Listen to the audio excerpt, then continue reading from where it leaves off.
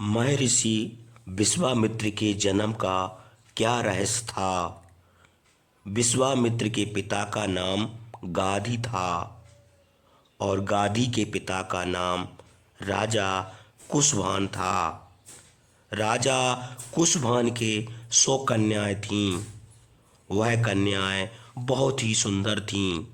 एक बार वायुदेव की नज़र उन कन्याओं पर पड़ी और कन्याओं का सौंदर्य रूप देखकर वायुदेव बहुत आकर्षित हो गए और उनका आलिंगन करने लगे। तो कन्याएं बहुत क्रोधित हो गईं और सारी घटना क्रम की बातें अपने पिता महाराज कुशवाहा को सुनाई। इसके बाद आगे क्या होता है, कथा बड़ी रोचक है। एक बार पूरी जरूर सुने।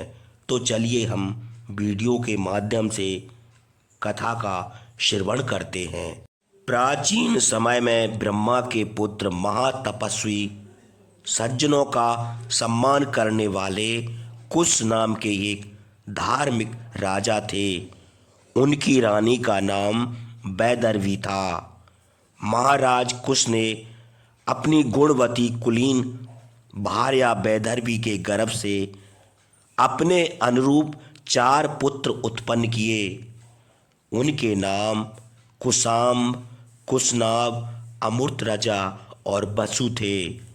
महाराज कुश ने एक बार अपने सत्यवादी, तेजस्वी, उत्साही, धर्मष्ट पुत्रों को छात्र धर्म की शिक्षा देते हुए उनसे कहा, तुम लोग प्रजा का पालन करके श्रेष्ठ धर्म प्राप्त करो। पिता की आज्ञा सुनकर चारों पुत्रों ने अपने अपने नाम से 4 नगर बसाए। महातेजस्वी कुशाम्ब ने कौशाम्बी नाम की नगरी, धर्मात्मा कुशनाभ ने महोदय नाम का नगर, अमूर्त ने धर्मारण्य और राजा वसु ने गिरिब्रज नाम का नगर बसाया। उन्हीं महात्मा और धर्मात्मा कुशनाभ ने घृताची के गर्भ से परम सुंदरी 100 कन्याएं उत्पन्न की। वे रूपवती युवती कन्याएं वर्षा काल की बिजली के समान जान पड़ती थीं। एक दिन वे उत्तम आभूषणों से शोभित होकर अंतःपुर के बगीचे में गाती बजाती और नाचती थीं।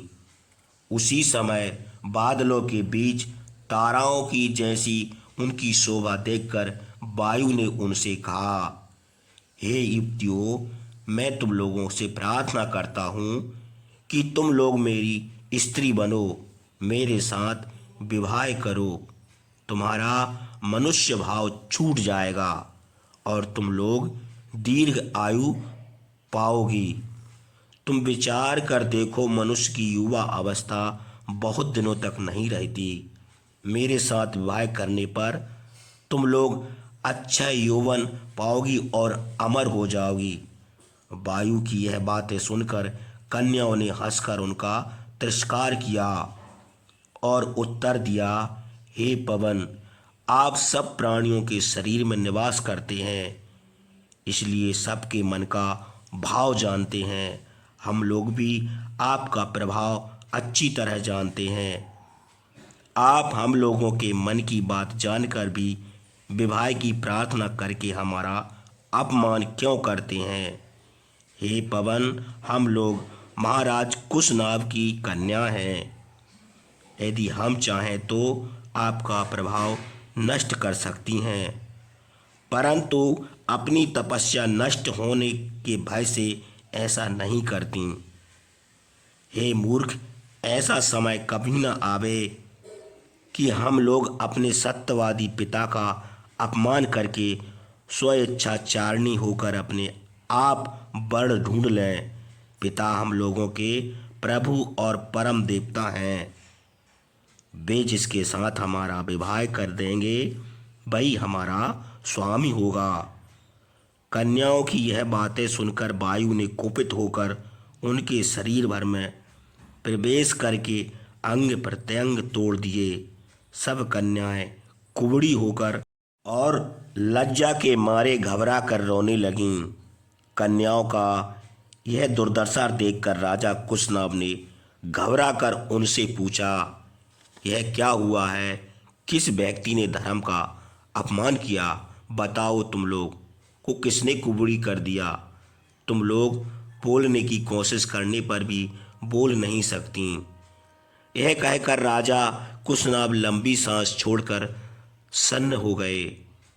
बुद्धिमान पिता की यह बात सुनकर उनको प्रणाम करके कन्याओं ने कहा, पिताजी, सर्वव्यापी वायु धर्म का विचार न करके कुमारगामी होकर हम लोगों का अपमान करना चाहता था।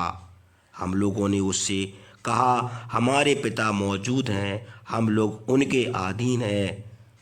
तुम्हारा कल्याण हो।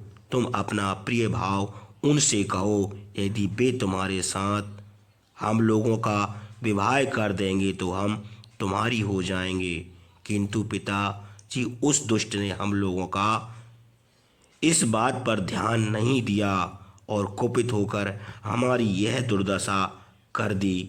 तब महातेजस्वी परम धार्मिक राजा कुशनाभ ने कन्याओं से कहा, तुम लोगों ने एक मत होकर हमारे कुल के गौरव की रक्षा की है और वायु पर जो क्षमा कर दी है, यह बहुत ही अच्छा काम किया है। यह कहकर देवतुल्य पराक्रमी राजा कुशनाभ ने कन्याओं को घर जाने की आज्ञा दी।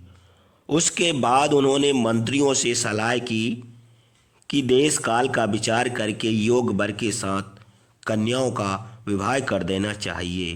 उस समय चूली नाम के एक महातेजस्वी ऊर्ध्वरेता सदाचारी महर्षि तपस्या कर रहे थे। उर्मिला की कन्या सौमदा नाम की एक गंधर्वी उनकी सेवा करती थी। उनकी नम्रता और भक्ति देखकर महर्षि उस पर बहुत प्रसन्न हुए। इस प्रकार कुछ दिन बीतने पर ब्रह्मचारी ने उससे कहा, सौमदा, हम तुम्हारी सेवा से बहुत प्रसन्न हैं। बताओ, तुम्हारा क्या प्रिय करें? सौमदा ने ऋषि को प्रसन्न देखकर मधुर शब्दों में कहा, आप महा तेजस्वी और तपस्वी ब्रह्म स्वरूप हैं। मैं चाहती हूँ कि आपकी कृपा से मुझे एक धार्मिक योगी पुत्र प्राप्त हो।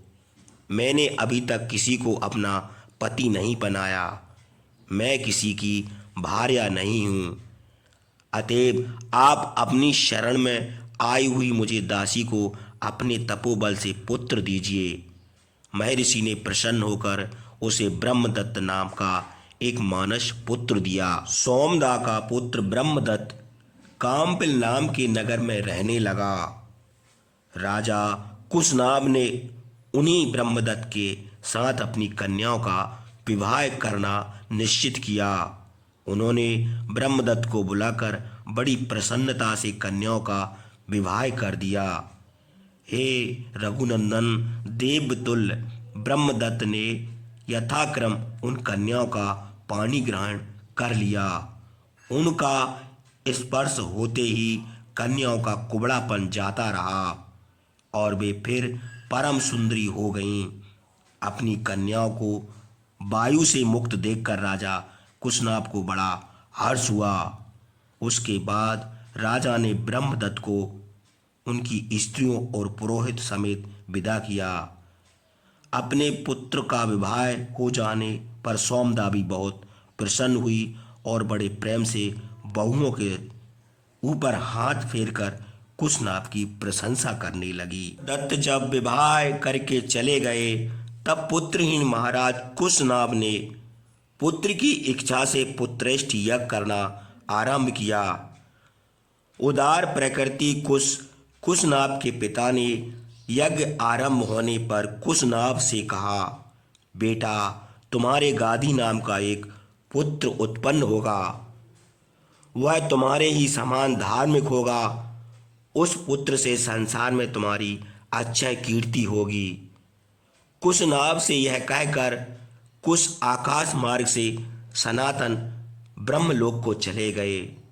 कुछ दिन बीतने पर महाराज कुशनाभ के गादी नाम का एक परम धार्मिक पुत्र उत्पन्न हुआ। वही गाधी महर्षि विश्वामित्र के पिता थे और कुश वंश में उत्पन्न हुए थे। इसी से लोग उनको कौशिकी कहते थे। और उनकी सत्यवती नाम की उनसे बड़ी एक बहन भी थी।